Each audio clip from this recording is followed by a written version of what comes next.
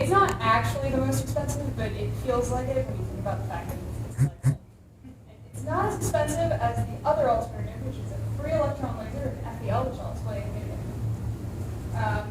But since I'm a giant narcissist, I'm sure what you're all thinking is, who am I? Okay, so my name is Hope. I am a second-year graduate student. I have blue hair, as you can see. I lost a bet. It's pretty great. I am not an ambi-turner. Yeah, one of my legs is longer than the other, so it's harder for me to turn left, so I really identify with this movie. It's fantastic. And I'm just going to leave that there. Yeah, so how did I get here? How did I get to be a second-year grad student in physics at CU?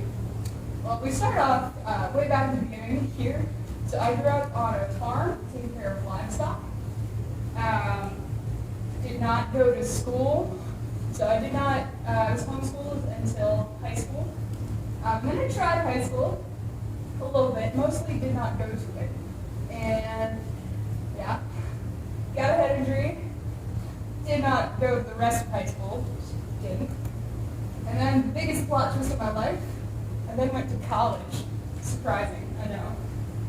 So I went really far away, really expanded my horizons, went away from the farm. Yeah. I went to the University of Connecticut, and I was going to be an animal science major. I was like, yeah, I know about that stuff. I'll take care of cows and learn how to do that. That lasted about 4 days. And then I realized I had to learn science to deal with cows, and then I was like, what if I just learned science instead? So I joined the physics department. So, that's me in 2015, and this is the rest of the entire department of undergrads. And yeah, I was the girl. It was pretty cool. And while I was studying physics, I was like, what do people do with science? I was like, oh yeah, they teach, right? So I student taught at Stanford High School, where I taught math, actually, not physics. And after I graduated, I taught at Stanford High School for a while. And then I kind of realized that I really liked research, so I focused more on that. So while at UConn, I got my bachelor's, my master's, a bunch of other stuff.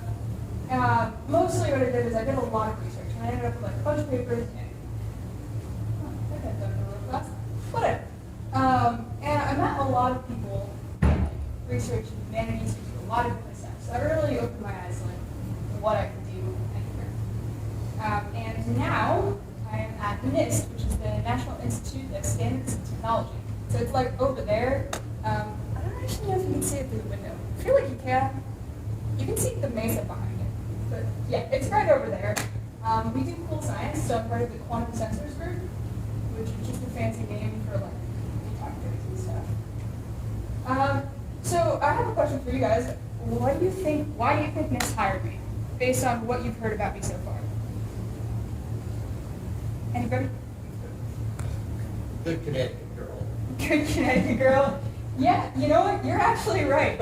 When I interviewed to join NIST, one of the things I talked about with my now supervisor was I was like, oh, I grew up on a farm. I left out the homeschool and didn't learn about anything part, but he actually hired me based off of that. So I have a little thing I want y'all to do. It's turn to the person next to you and think of a skill that you have that's not related to physics at all. And just talk about that for a second. Okay, so what about now? Does everyone have one? Okay. All right, Michael, let's start with you. What's one? I was an insider mechanic before I went to college. Okay, see, now you say that that's not related at all, but when you say the word mechanic, that means if you're an experimental physicist, you learn a lot. And you can totally apply that stuff. Anybody else got one they think is totally out of left field? Yeah. I volunteer in second grade these days. Love it thoroughly working with the kids. Yeah. So working with the kids, do you cut out stuff with paper? That was this morning. Yeah, right? So when you're doing that, you're using really fine motor skills. So imagine you're an experimental physicist, now you're soldering stuff in circuit board. You need those fine motor skills that you learned volunteering in second graders. So my point is, there's not a skill you can think of where you're yeah, this is totally not applicable to my life at all. It's every skill you learn is applicable to what you do in ways you have no idea. I was talking to Tyler the other day, and he said, oh, I love music. That's not related to physics at all. Well, actually, reading sheet music, that's a time and frequency spectrum. The frequency is the notes, and then you read them in in time. That's the same thing we do in physics all the time. Okay, but like, enough of that, we get it. You know, skills are applicable or whatever. Can we talk about science now? So, sure, but I'm gonna make you sad for a minute. So this is data from 2018. So in 2018, there were 2 million people displaced by weather and climate-related disasters after the Australian bushfires, etc. That's way higher now. There are like 35 million people affected by floods, 821 million malnourished people or undernourished people. And this is all due to climate change. So if we look at climate change, most of what we're interested in is greenhouse gas emissions. So in 2017, it was 82% carbon dioxide, 10% methane, 6% nitrous oxide, and 3% fluorinated gases. And the sources of that are, you know, obviously like living in places, having electricity, commercial and residential use, that's about 12%, transportation is about 29%, industry and manufacturing is 22%. But the largest slice of the pie is electricity, just electricity generation. Not even like once we use it or anything, just making it. So if you look at like a coal power plant, right, we're not only just straight up releasing carbon dioxide, we're also releasing nitrous oxides and sulfuric acids into the air, creating acid rain. That acid rain then depletes all of, so normally natural sources will release these same gases and they'll come down in precipitation and then they're reabsorbed by the world around us, so like our forests, our aquifers, everything. When we add extra acid rain from power plants, we're essentially destroying that ability to deal with acid rain and things like that. So I'm mostly interested in how we can make electricity that doesn't kill a bunch of stuff. And the way we do that is with, the way I'm most interested in is solar energy. So let's make solar energy not suck so much. So I'm sure you've all heard, you know, some uncle or whatever saying, you can't use green energy, solar is really bad and inefficient. And the problem is he's kind of right. Like, it is pretty inefficient right now. So what a solar cell does is it takes light and energy from the sun. It goes into this top material here. This top material absorbs the energy, and that absorbed energy goes into an electron. And that electron then goes into a different material. It actually moves, and then it hangs out here and goes back. So what are electrons moving? But current. So having that material absorb a photon creates a current, which creates electricity. Pretty simple. All right. To do that, we need to remember a little bit of chemistry. So if I remember, sometimes that means learn for the first time. For me, that learn for the first time.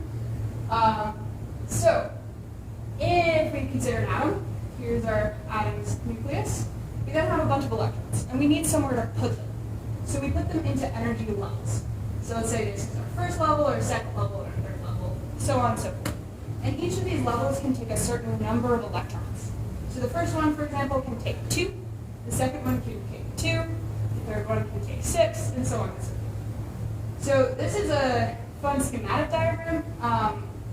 But what I'm more interested in looking at is just this. I just say, oh, hey, this energy level is here, and I'm just going to put them up on this scale here. So I'm going to say n equals 1, n equals 2, where n is just whatever level I'm at.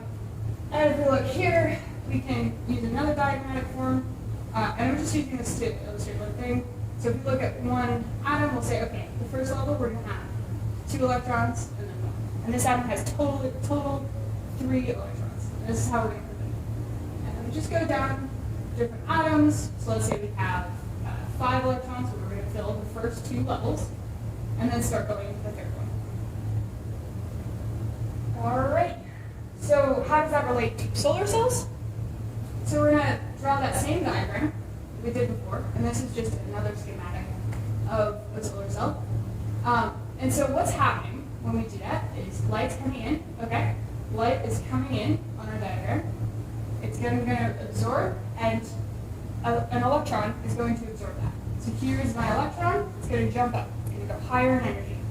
It's then going to move around, so it's going to move to what we call an acceptor. So that's this other material here. So it's going to follow some pathway to the acceptor, and then probably decay back down.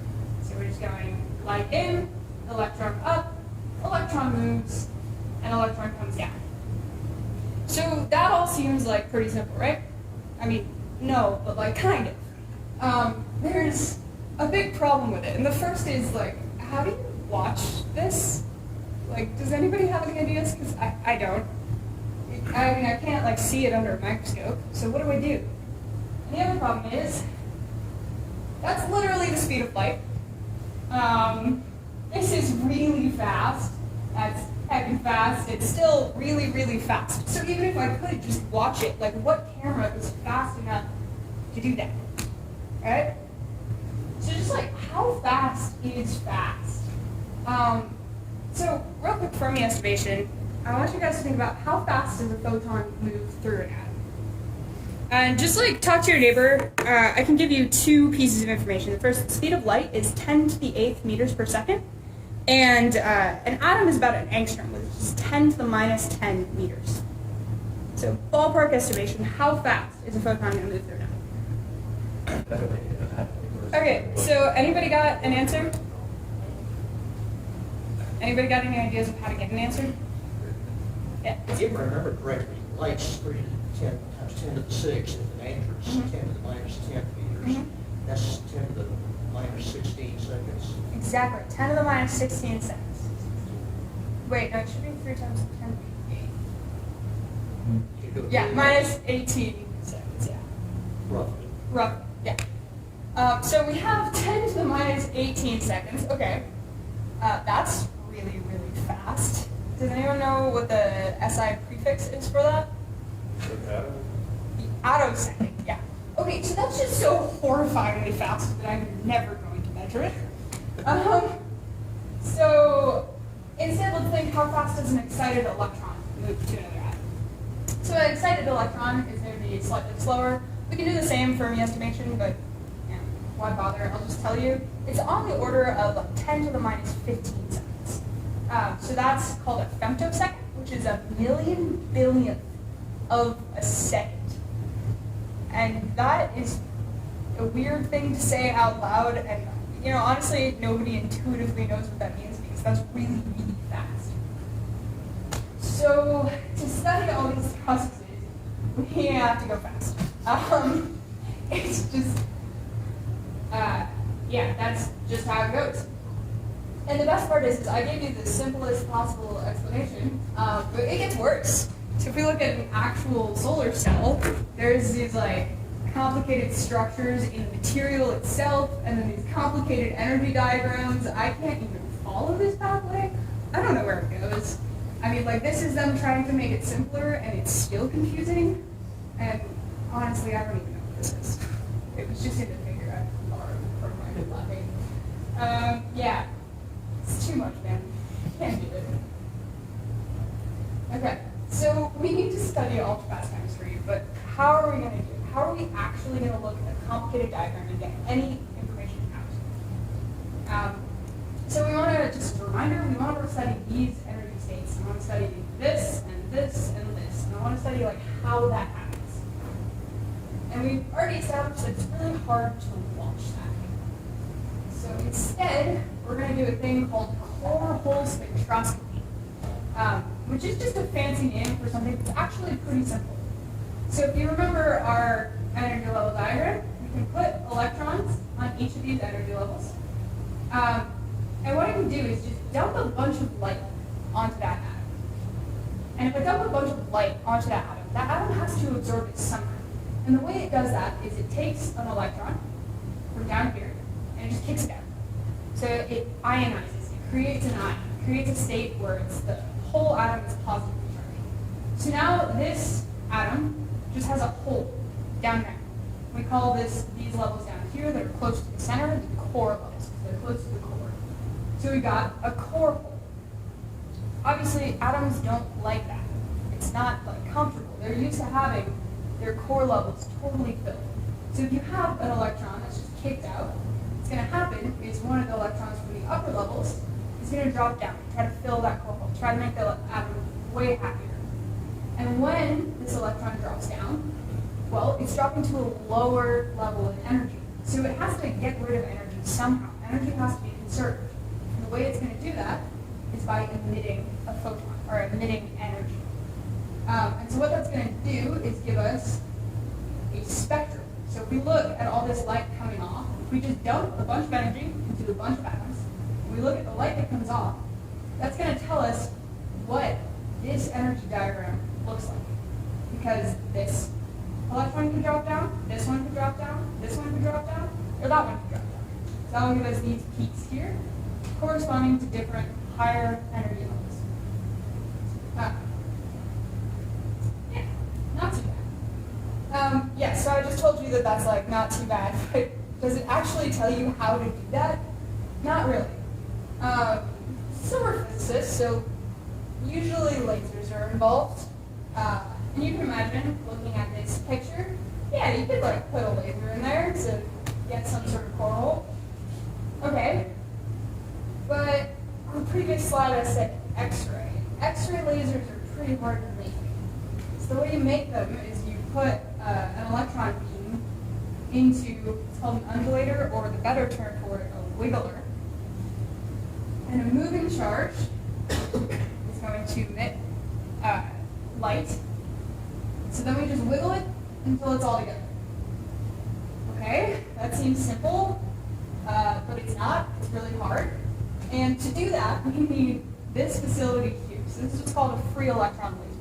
So that takes really, really high energy electrons, and over the course of like 2 miles, wiggles them and creates light, and creates an X-ray laser, essentially. Does anybody know how much this costs? More than you have. Yeah, exactly. So when we talk about free electrons lasers, there are like 5 of them in the entire world, and I think I might have overestimated that. One of them is in Palo Alto. It's at Stanford, at the Stanford Linear Accelerator Center. Yeah, so this costs, just in the buildings alone, an estimated $1.5 billion, like with a B. So as you can imagine, doing science here is like kind of hard. There are people all over the world trying to use it. Does anybody have a guess for, if you get time to use this instrument, how much time you get? Ballpark. 8 hours. 8 hours? Okay. Anybody else? An hour? Yeah, so you get 2 full days. You get 48 hours max. So if you're a scientist, how do you deal with that? Like, let's imagine you want to study something that has never been studied before. You have 48 hours to do it. What if it doesn't work? Well, shoot, now you've just wasted 2 days of time at a costly facility you've had to fly to, stay at, prepare for everything, and your experiment's done for. So this is really not convenient, just based on that perspective. Additionally, like, this is a government facility, so it's paid for by tax dollars. Any ideas on how much this facility used, in how much the cost of electricity was in 2019?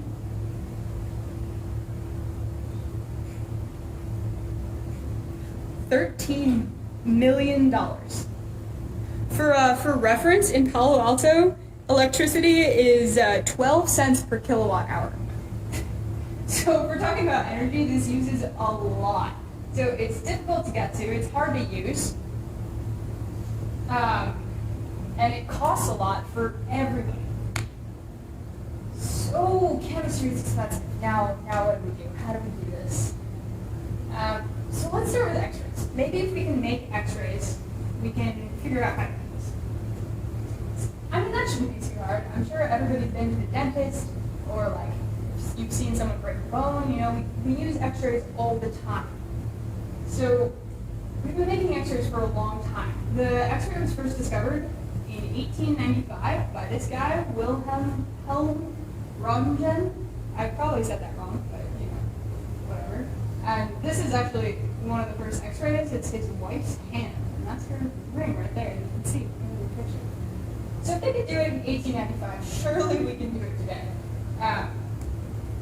So how do we make X-rays? So does anybody know about the photoelectric effect? Yeah. So for anybody who doesn't know, the photoelectric effect was first discovered around the same time, and it's where you put light onto a material and electrons come out. So we can do that in reverse instead, where we put electrons onto a target or some sort of material, and light comes out. So we do this with really high energy electrons, and we basically just throw them at a wall. And when they get thrown at a wall, they have to stop really fast. So you can imagine something moving and then it stops. Well, it's just changed its energy almost instantaneously. So it's got to let off a lot of energy. And the way it does that is by letting off X-rays. So if we look at it here, electron's going to come in, and it's going to let light out. All right, not too difficult so far. There's a problem with this. Does anyone see what the problem is? What's like the timing on this? How fast do you think this process happens? What'd you say? Milliseconds? Sure, yeah. So an electron hitting a target and letting off an X-ray, that's really fast, right? An X-ray is literally traveling at the speed of light, and it's one single electron. But realistically, can I accelerate a single electron at a time? No, I can't do that. So I'm relying on just a cathode and an anode, or a plus and a minus, voltage. So it's however fast I can cycle my voltage, which is not that fast. So you're right, if I want to do this, it's going to be on the order of like milliseconds. And what do we need? We need femtoseconds. So how do we make X-rays fast? Well, I told you we were using a light bulb and not a laser. I lied. We're going to use a laser. We're going to use an ultrafast laser. And basically what we're going to do is we're just going to remake that old school X-ray tube, but with a laser instead. So light is just an electromagnetic field. And so an electromagnetic field can take the place of that accelerated voltage. So if I think of my light, my laser beam, coming down, hitting some material, well, what that's going to do is it's going to kick off electrons, and a bunch of them. We're going to put a bunch of power onto this, what I call a target. It's just a material. And electrons are going to shoot off. The electrons are then going to interact with an electric field, the same as the voltage we saw before, and hit the target. When they hit the target, they have to let off a lot of energy because they've just stopped almost immediately. And so X-rays are going to come off. Sound good? Cool. All right. Wait a minute. How is this a light bulb? We straight up just used the laser. So, can anyone tell me why this is a light bulb and not a laser? Does anyone know what laser means?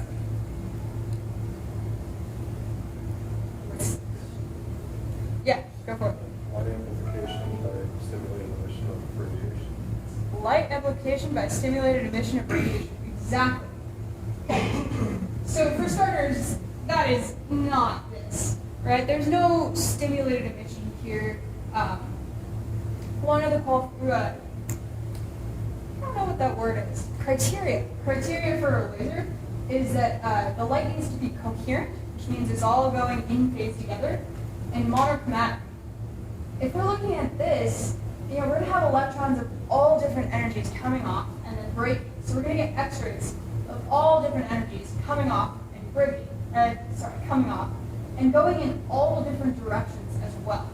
So we don't have coherence and we're not monochromatic. So this is really just a fancy light bulb that emits X-rays. All right, cool. So we made a light bulb. And if you look at my system, we've got a laser. It's going to come in at 800 nanometers, mostly because that was what we could get commercially. And it's going to be focused onto a water jet. And then it's going to come out and the X-rays are going to come off in every direction. It's going to be focused by an X-ray optic.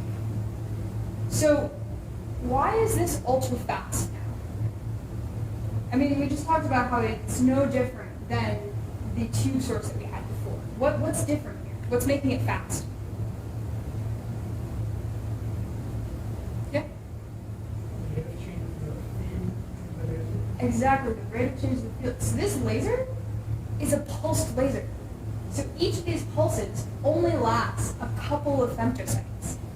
So before, we could pulse our electrodes only like a couple milliseconds. But here, we can pulse essentially our electrodes on the scale of femtoseconds. So the X-rays can only come off in bunches of the femtosecond scale. So what's going to come off is pulses of X-rays that are each about 20 to 30 femtoseconds long. And we're going to focus them, and we're going to hit whatever sample we're interested in. But I thought you're modeling like in the layers, not the pulsing of the laser. Oh, no. Yeah, it's the pulsing of the laser. Yeah. Yeah, so modern lasers, they're actually getting to out-of-second scales on laser pulsing. It's kind of insane. But you can just call up a laser company and be like, hey, I want to purchase a laser that's like 4 femtoseconds. And they'll just be like, yes. So how do they turn it on? What? How do they turn it on? How do they turn it on and off? Oh, that's a lot of complicated physics that I still don't really understand. Yeah. So is the 4 femtoseconds the time between pulses, or how long the pulse lasts? How long the pulse lasts. And then how long is it between? So you can actually tune that. So our laser operates at 5 kilohertz.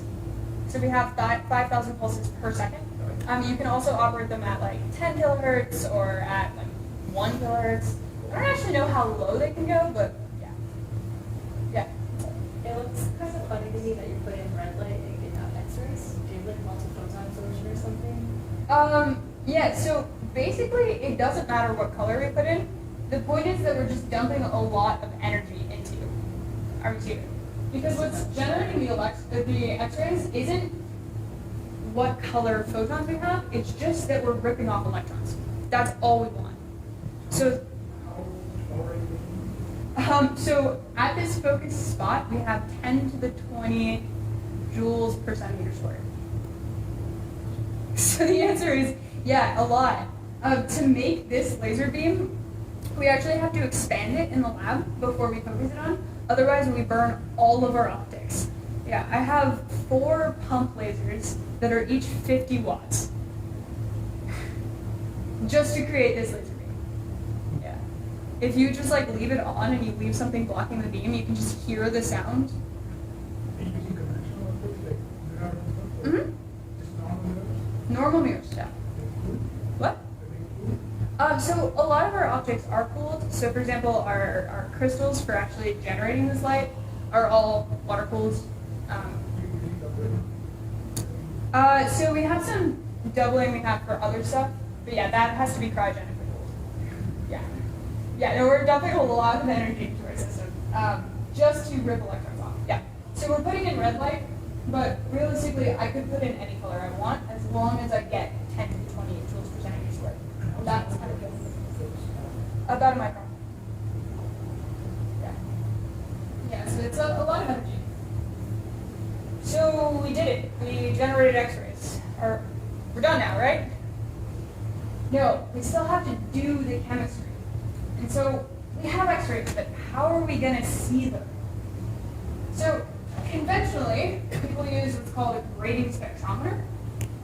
You can imagine when I focus my X-rays on whatever I want to study, what's going to come off is going to be that spectrum I showed you before. It's going to be a bunch of different energies of light. So what we do is we imagine this is a sample, we focus it on a grating. And what a grating does is it's just like a prism, it's going to scatter the light based off of what frequency it is. So then we can focus it onto a detector, and I can move my detector and be like, hey, I want to look at green light now. I want to look at red. Obviously, we're not looking at red and green, we're looking at X-rays, but it's the same idea.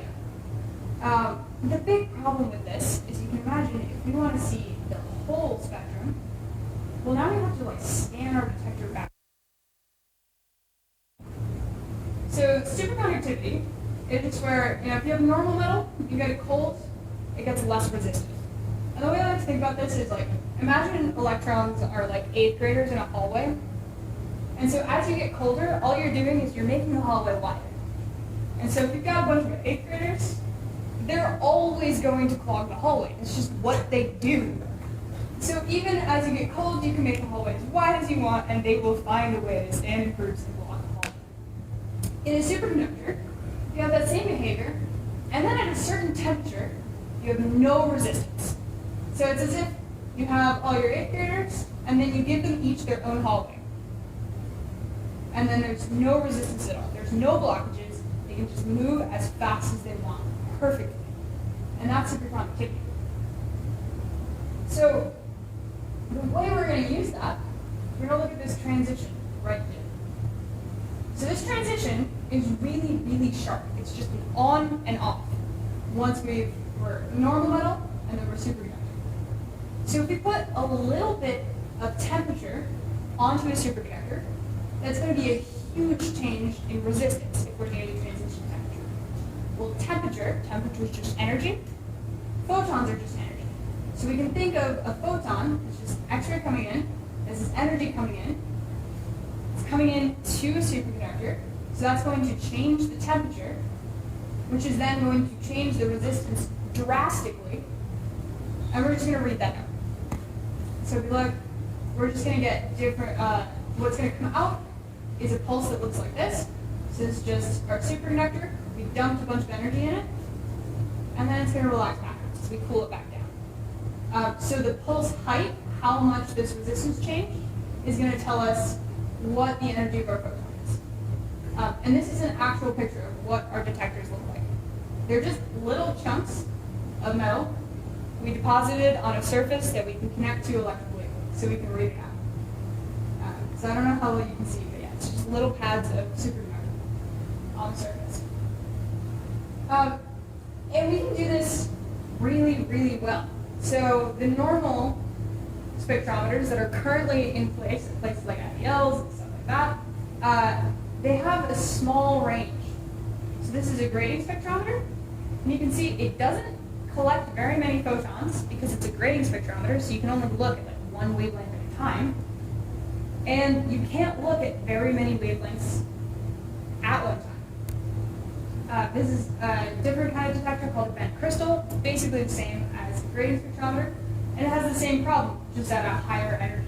It's not collecting very many photons, and it's doing that in a very short range.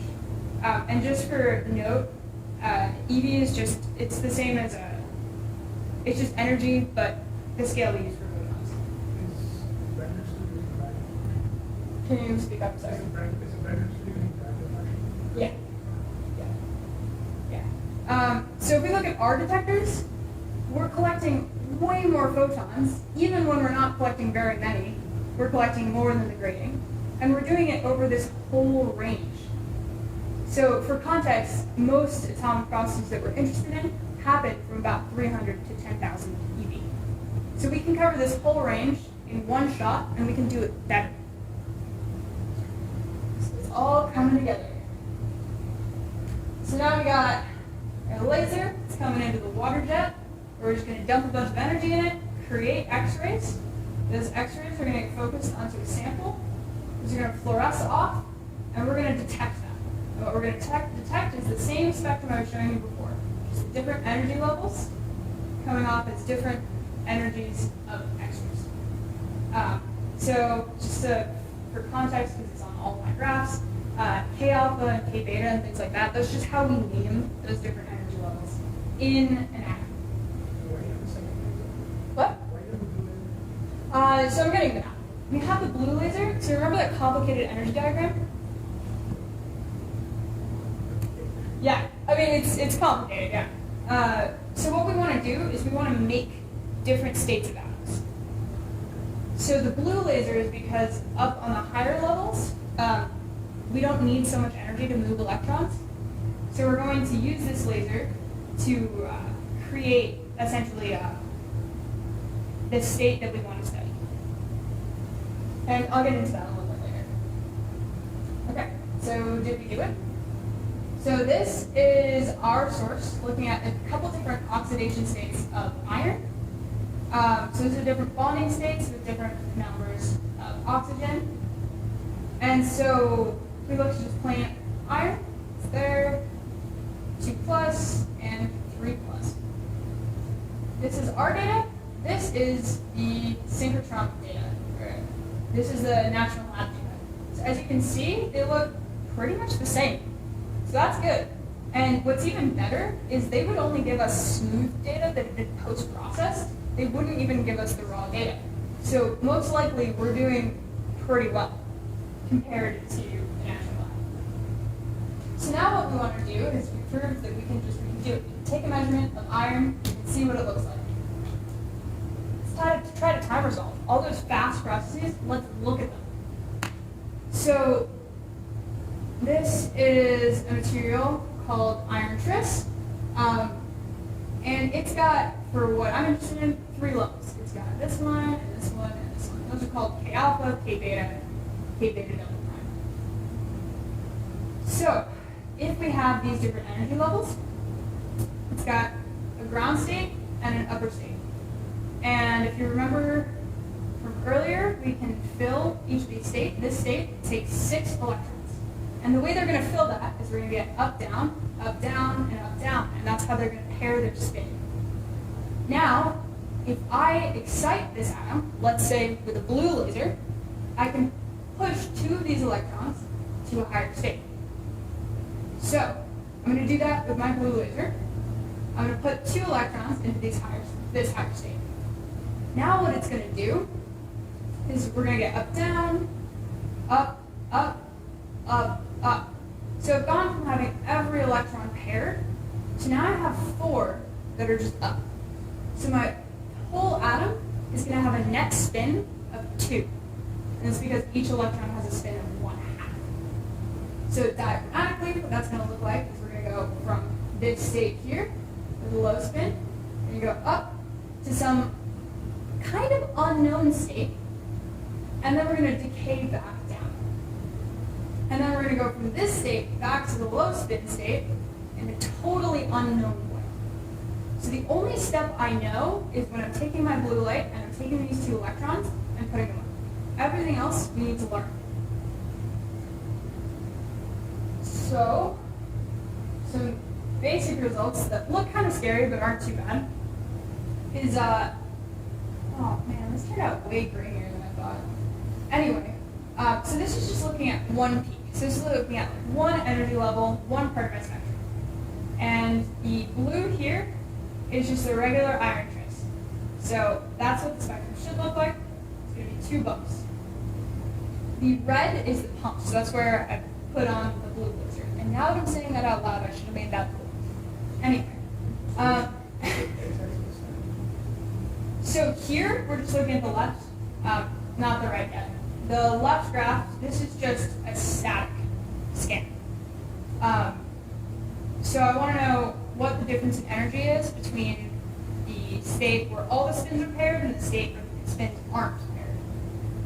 So the difference between the red and the blue, it's not that big. And I can zoom into it down here. And what we did is we fit to it and we took the difference so that it's a little easier to see. But just to start out, without thinking about how fast these processes are, we can see the difference in energy between the basic atom and when we dump a bunch of light into it, or we pump it. So that difference is small, but visible. So we're off to a good start. We can see that the 2 different states are different. So now I want to know, how long does it take to go from that higher energy state to decay back down to how the atom wants to be? So that's this plot here. So this is where the x-axis is time. So we're going to start out with our atom just totally normal, happy. We're going to turn on the excitation. So we're going to dump a bunch of blue light in it, and then it's going to relax back down. So when we do that, we can see we turned it on. Okay, that's good. And now we have more of our atoms are in that higher level, and then they come back down. And that happens in about 500-ish picoseconds. Cool. So we did it. Yeah, we can just take our light bulb, shine it onto a material that we're interested in, and actually see states decay back down in time. We can do this on the picosecond scale so far. So that all sounds cool, but like, what do I actually do every day? So I drink a lot of coffee is the answer. So I'm a morning person. I get in around 7:30. I turn on everything that needs to be turned on. So that means like the laser, the cryostat, all those things. They all need to warm up for about an hour. So in that time, I drink coffee, I check my email, I read some papers, drink more coffee usually, and then I do science. And then usually around lunch, take a break, go for a run, and I do more science. And then I go home. And there are like two main modes we operate in if we're running an experiment or if we're not running an experiment. So if we're running an experiment, then those times where we're doing science is in the lab, trying to figure out what's going on with the laser, trying to keep the experiment running, crying a little bit because everything's always broken. And we usually go home by 6 still. If we're not running an experiment, we're making detector upgrades, so that means doing better wiring, figuring out better ways of reading out the signal that we see, or analyzing data. And during this period, we usually go home by like 5. Yeah, that's one of my favorite parts about working in NIST is these 2 lines are very set. We don't stay too late very often, which is awesome. And that's all I got for you.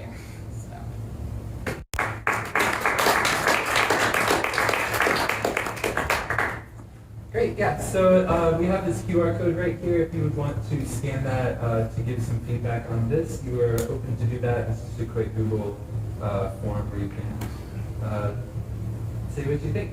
And also, we aren't really looking for new speakers, but if you would like to get involved with U Prime in any way, if you want to do what I'm doing, or anything else to help out, set up, or anything like that, feel free to get in touch with us. We're always looking for new people to help out and get involved. So yeah, we have time for questions, so let's ask folks some questions. Are you scared to work with those really dangerous lasers, or are you comfortable with them? So that's another advantage I've found working at NIST is there are a lot of safety policies that are strictly adhered to. So we always wear laser glasses. We have a lot of lights and laser containment areas. On the one hand, like it is kind of scary because if I put a piece of paper in the beam, it burns. That's less than great. But also we have cards that won't burn. I can attenuate the beam. Actually, when the X-ray source is on, we're not like touching it at all. So that's all contained in like a lead shot container where the X-rays can't get through. Yeah. Have you been worried about that? Nope. Okay. Yeah. I'm curious, why do you use a water jet? Because water is really safe. No, seriously. If we use a water jet, like, you can get it from the tap. There's, like, no extra safety protocols required. It flows pretty well. And we can get x-rays out of it. So, yeah. What's like the solid should your X-rays look like? Like, is it a pretty small code? It's or 4 pi. Yeah. 4 pi or Yep. You guys just move that. Mm-hmm. And so it's half frame shooter and this. I'm sorry, I can't hear you. Half frame shooter and you're just going in one direction? Actually, like, most of it is shielded, yeah. So the x-ray optic kind of collects the x-rays and focuses them. But yeah, we're only getting a small amount of x-rays. So you said it's like the grazing incidents everywhere? Sorry. Is it grazing incidents everywhere? Grazing incidents For focusing? for the focusing, roughly, yeah.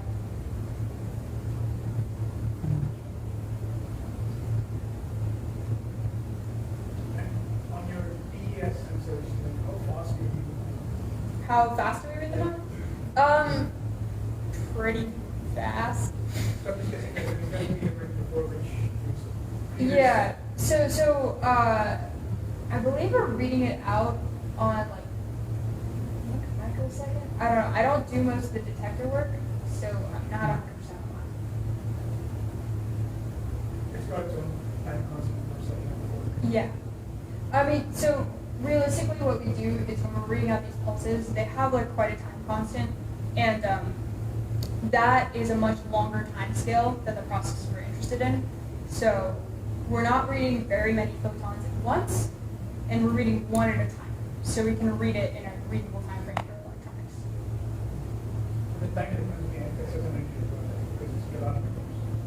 Yeah. So you're really behind the photon, it takes longer. Mhm. Yeah. Great, well thanks for coming out. If you have more questions, you can talk to Hope afterwards, but if not, let's thank her one more time.